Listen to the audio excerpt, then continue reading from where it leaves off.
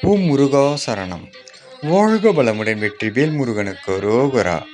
இன்றைய நாள் இனிய நாளாக அமைய எல்லாம் வல்ல அப்பன் முருகனின் அருள் எல்லோருக்கும் கிடைக்கப் பெறுக. நாம் வாழும் வாழ்க்கையில் ஒவ்வொருவரும் எல்லா பாதையும் கடந்து வந்திருப்போம். நிறைய பேருக்கு ஆறுதல் கிடைத்ததை விட அவமானங்கள் தான் அதிகமாக கிடைத்திருக்கும். அதன் வேதனையே ஒவ்வொரு வெற்றிக்கும் ஆரம்பமாக துணை நிற்கும். காரணம், அந்த அவமானங்கள் சந்திக்கவில்லை என்றால் நமக்கு வெகுமானங்கள் கிடைத்திருக்காது. அவமானங்கள் என்பது நாம் காலில் மிதித்த தேவையற்ற கசடுகள் போன்றது.